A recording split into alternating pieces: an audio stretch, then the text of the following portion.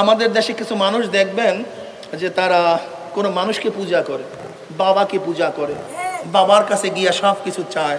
কেন চায়? ওদের আকীদা, ওদের বিশ্বাস উলুহিয়াত, আল্লাহ পাকের যে ক্ষমতা আছে সেই ক্ষমতা আল্লাহ পাক এর মধ্যে দান করছে। এই আকীদাটা পয়দা হয়েছে কোথার থেকে? বিশ্বাসটা পয়দা হয়েছে কোথার থেকে? এটা মুশরিকদের বিশ্বাস থেকে তার মধ্যে পয়দা হয়েছে। মুশরিকদের বিশ্বাস কি? যদি একজন হিন্দুকে প্রশ্ন করেন, ভাই তুমি সরস্বতীকে পূজা করো কেন? সে অমনি জবাব দিবে, বিদ্যা বুদ্ধি দেওয়ার মালিক সরস্বতী, আমি যদি সরস্বতীকে রাজি করতে পারি আমি বিদ্বান হয়ে যাব, এর জন্য আমি সরস্বতীকে পূজা করি। যদি আপনি ব্যবসায়ীকে বলবেন হিন্দু, কিরে ভাই তোর এই দোকানের মধ্যে গণেশ রাখছো কেন? ওই হাতির মতো সুর কেন রাখছো? সে বলবে ধনী বানানো এবং না বানানোর ক্ষমতা গণেশের মধ্যে আছে, কাজে আমি গণেশকে যদি সন্তুষ্ট করতে পারি তাহলে আমি ধনী হয়ে যাব। কথা বুঝেন নাই? এরকম তারা কালীকে পূজা করে কেন? জোলা, কলেরা, বসন্ত থেকে বাঁচার জন্য। তারা দেবীকে কেন পূজা করে? ধর্মের বিরুদ্ধে যত শত্রু আছে তাদেরকে দমন করার জন্য। যদি বলেন গঙ্গী দেবীকে পূজা করো কেন? সে বলবে পানিতে মারা এবং না মারার ক্ষমতা গঙ্গী দেবীর কাছে আছে, কাজে তার জন্য। যদি অগ্নি দেবীর কথা বলেন, অগ্নি দেবীকে পূজা করো কেন?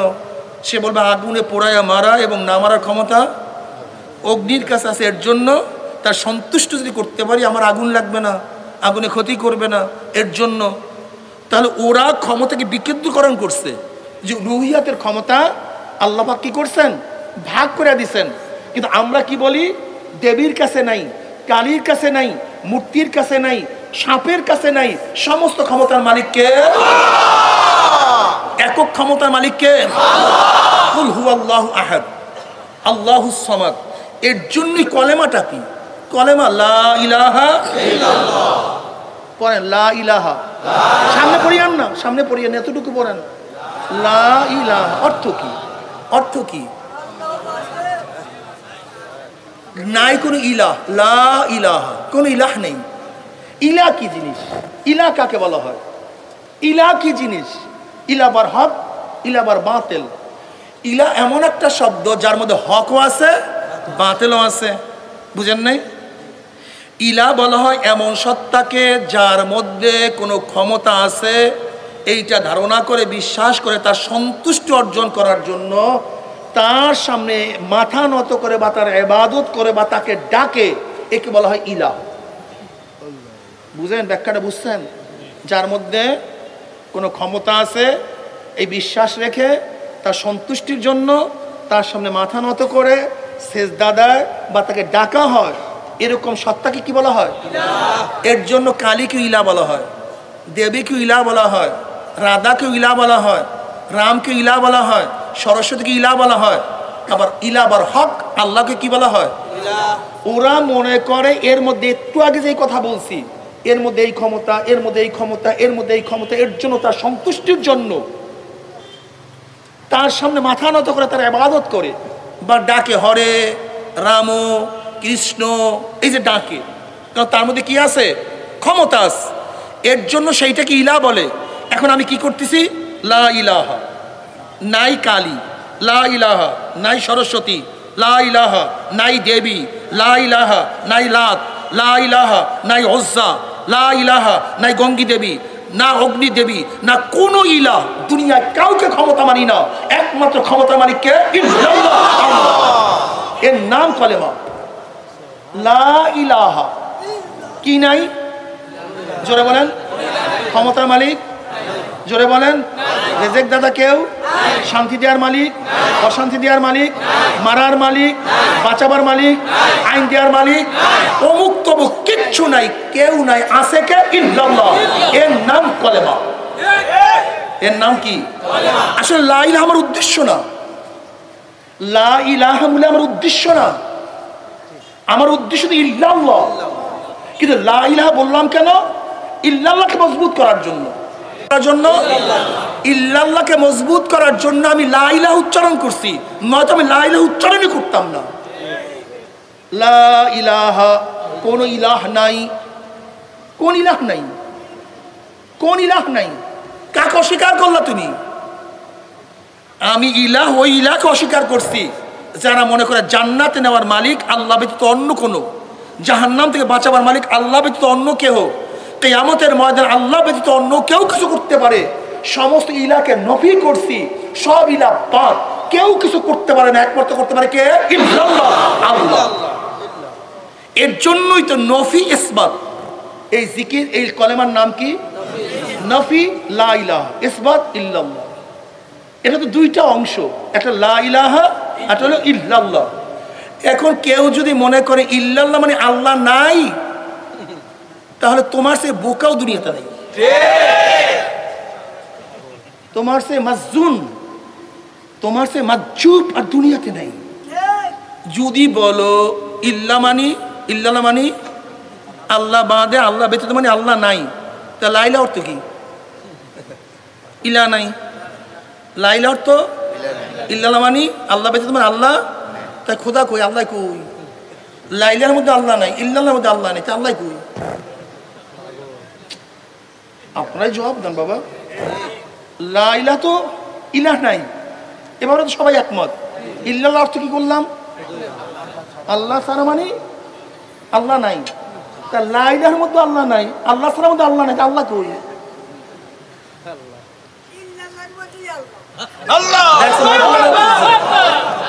বুঝছেন? আসলে তোমার লা উদ্দেশ্য না, লা ইলাহা উদ্দেশ্য না, ইল্লাল্লাহকে গুরুত্ব দেওয়ার জন্য, তাকিদ দেওয়ার জন্য, মজবুত করার জন্য আমি লা ইলাহা উল্লেখ করছি। লা ইলাহা নাই করি ইলা, লাত নাই, উজ্জা নাই, দেবী নাই, কালী নাই, মারার মালিক কেউ নাই, বাঁচাবার ক্ষমতা কেউ রাখে না, আইন দেওয়ার মালিক আল্লাহ। ইনিল হুকমু ইল্লা ইল্লা ইল্লা ইল্লা ইল্লা, এটা তো সাবেত করার জন্য। ইনিল হুকমু ইল্লা, একমাত্র কে? আল্লাহ। এখন যদি কেউ মনে করেন না আইন দেওয়ার মালিক অমুকে আছে, তোমার কলেমা ঠিক নাই, তুমি কলেমাকে দৌড়াও, কিসের নামাজ পড়ো তুমি? তোমার কে নামাজ পড়তে বলছো? তোমার তো শিরক করতেছো। এই শিরক, মুশরিকের নামাজ কবুল হয় না। মসজিদে কি আল্লাহু আকবার, মসজিদে কি আল্লাহু আকবার, আর মসজিদের বাহিরে মাউশুতুন আকবার। আজানের সময় কি মেসেজ দিল? আল্লাহু আকবার। আবারও সবাই পড়েন না কেন? কি বড় আল্লাহু আকবার, যেন বড় আওয়াজটা বড় দিয়ে পড়েন। ঠিক আছে, আজান শুরু করি কি দিয়া? আবারও আবারও আবারও, চারবার। কি শিক্ষা দেয়, কি মেসেজ দেয়? খুব ভালো মতো বোঝার চেষ্টা করো। যদি শুধু আজান হয়তো হাইয়া আলা সালাহ, হাইয়া আলা ফালাহ যথেষ্ট। আসো নামাজের দিকে, আসো কল্যাণের দিকে, শেষ। কিন্তু নামাজের শুরু দিয়ে আল্লাহু আকবার, আল্লাহু আকবার, আল্লাহু আকবার, আল্লাহু আকবার, আজান শেষ, আল্লাহু আকবার, আল্লাহু আকবার, লা ইলাহা ইল্লাল্লাহ। যা নামাজে শুরু কর কি দিয়া? যা রুকুতে, যা সেজদার, ওর সেজদার থেকে আবারও, ওর সেজদার থেকে দাঁড়া, আল্লাহু আকবার বারবার বলি। আমার মাওলায় মেসেজ দেয়, শিক্ষা দেয়, আল্লাহু আকবার আলা কুল্লি শাই, আমার মাওলা সব দিক থেকে বড়।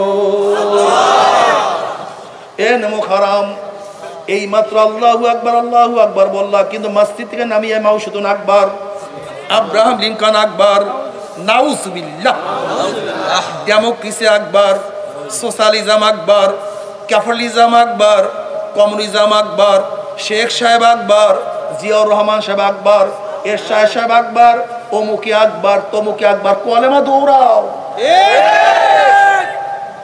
কলেমা আবারও পড়ো, এরপরে কবরে যাও। আমার বাবা বড় না, আমার ছেলে বড় না, আমার মেয়ে বড় না, আমার নেতা বড় না, দুনিয়ায় কাউকে বড় মনে করি না, বড় কে? ইন্নামাল্লাহু আকবার। তুমি আল্লাহু আকবার, আল্লাহু আকবার, আর বাহিরে নামি আমার মাওলার বিরুদ্ধে স্লোগান দাও, আর জান্নাতে যাওয়ার জন্য টিকিট কিনিয়া ফেলাইছো যে 2 রাকাত নামাজ পড়িয়া। এটা চিন্তা করছো নাকি? তুমি কি নবীর হাদিস দেখো নাই? বহুত মুসল্লি নামাজ পড়ে, ভিতরে ইমান নেই।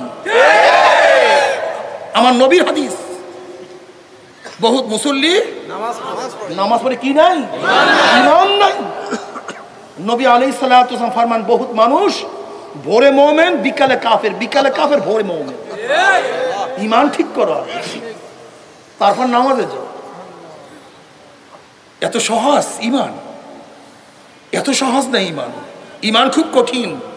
মান ক্বালা লা ইলাহা ইল্লাল্লাহ হাক্কান দাখালাল জান্নাহ, যে ব্যক্তি লা ইলাহা ইল্লাল্লাহর হকের সাথে আদায় করবে তার জাহান্নাম হারাম, জান্নাত ওয়াজিব হয়ে যাবে। এত সহজ মনে করছো লা ইলাহা ইল্লাল্লাহ? কত কঠিন জানো তুমি? লা ইলাহা ইল্লাল্লাহ, লা ইলাহা ইল্লাল্লাহ। আমি স্ত্রীর কথা মানি না, স্ত্রী বসে টেলিভিশন কেন থাকবো না, যা তুই স্ত্রী কেনবো না, এর নাম লা ইলাহা ইল্লাল্লাহ। তুমি লা ইলাহা ইল্লাল্লাহ পড়ছো। স্ত্রী বলছে দাড়ি কাটো, তো তোমার স্ত্রী থাকবো। আমিও বললাম তোকে লাথি মারলাম, তোকে রাখবো না, এর নাম লা ইলাহা ইল্লাল্লাহ। স্ত্রী বলছে এত বড় চাকরি করো, তোমার পিয়ন দিয়ে ঢাকা বাড়ি করছে, তোমার যোগ্যতা নাই? বলে আমার যোগ্যতা নাই, এই ডাইল পানি খাবো, খাইলে থাকো, না খাইলে ভাগো, এর নাম লা ইলাহা ইল্লাল্লাহ। ছেলে বলছে বাবা এইটা কিনিয়া দাও, সিনেমার টিকিট দাও।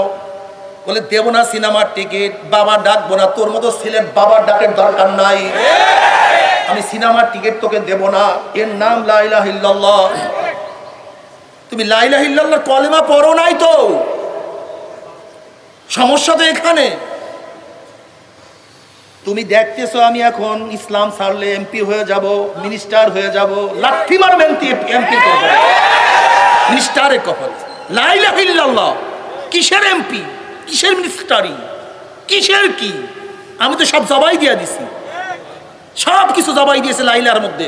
লা লাইন অফ ইসেন্স, রিডের যত কিছু আছে, ইলাহার যত অংশ আছে সব কিছু কর্তন করিয়া ফেলাইছি।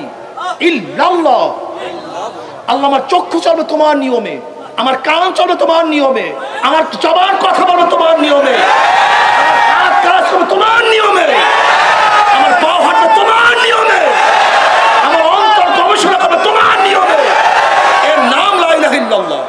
তুমি কি জানো আজকে আমাদের দেশে হিন্দুরা লা ইলাহা ইল্লাল্লাহ পড়ে, কিন্তু আবু জাহেল পড়ে নাই কেন? উতবা পড়ে নাই কেন? সাইবা পড়ে নাই কেন? ওরা আরব দেশের লোক, ওরা আরবি জানে, ওরা জানে লা ইলাহা ইল্লাল্লাহ পড়া মানে সব শেষ। আমার কর্তৃত্ব, আমার নেতৃত্ব, আমার চিন্তা, আমার ভাবনা সব শেষ। এখন চলতে হবে একমাত্র ওই মাওলা ইল্লাল্লাহ, ইল্লাল্লাহর কথা বুঝে চলতে হবে, অন্য কার কথা চলা যাবে না। জিকিরও করে না, লা ইলাহা ইল্লাল্লাহর অর্থ বুঝে না। তুমি লা ইলাহা ইল্লাল্লাহ পড়ার পরে তুমি ডেমোক্রেসি করো কিভাবে, সোশ্যালিজম করো কিভাবে, ক্যাপিটালিজম করো কিভাবে? তুমি কিভাবে বলতে পারো শান্তি দেওয়ার মালিক অমুক? তুমি কিভাবে বলতে পারো শান্তি দেওয়ার মালিক জনগণ? তুমি কিভাবে বলতে পারো শান্তি দেওয়ার, আইন দেওয়ার মালিক জনগণ? এই কথা বলার ক্ষমতা তোমাকে কে দিছে? তুমি কিভাবে বলতে পারো আমি ধর্ম নিরপেক্ষবাদ, যেখানে আল্লাহ পাক নিজেই পক্ষপাতী করেন? ইন্নাদ দীন ইনদাল্লাহিল ইসলাম, একমাত্র আল্লাহর কাছে মনোনীত ধর্ম কি? আল্লাহ ইসলামের পক্ষে। আর তুমি এমন কি সেট হয়ে গেছো, তুমি নিরপেক্ষ হয়ে গেছো? হ্যাঁ, তুমি এমন কি হয়ে গেছো যেখানে আল্লাহ বলে ইনিল হুকমু ইল্লা লিল্লাহ, আইন চলবে আল্লাহর, আর তুমি বলছো না জনগণের। ইসলাম মানে এক একজন। অনেক মুসল্লির নামাজ দেখে আমি চিন্তা করি তুমি নামাজ না পড়ে মন্দিরে যাবাটা, নামাজ পড়ো। হুজুর আপনি এরকম করেন কেন? আরে ভাই আমার মাওলা তুই বিশাল অসীম, তোমার মতো আমার মতো লোক মাওলাকে সেজদা না দিলে আমার মাওলার কি হবে? আমাকে বলো তো, আমাকে বলো। একজন গোটা বাংলাদেশ না, গোটা দুনিয়ার কোন মানুষ আমার মাওলাকে সেজদা দিবে না, আমার মাওলার কি হবে? হ্যাঁ, এটা আমাদের ভাবসাব দেখা আমরা অনেক সময় মনে করি আমি সেজদা দিয়ে মনে হয় মাওলাকে বিশাল উপকার করে ফেলেছি। এরকম ভাব আমাদের মধ্যে পয়দা হয়েছে, এরকম পয়দা হয়েছে আমাদের মধ্যে। মনে হয় মুসল্লিকে মসজিদে গিয়া আল্লাহকে বিশাল লাভ করাই দিস।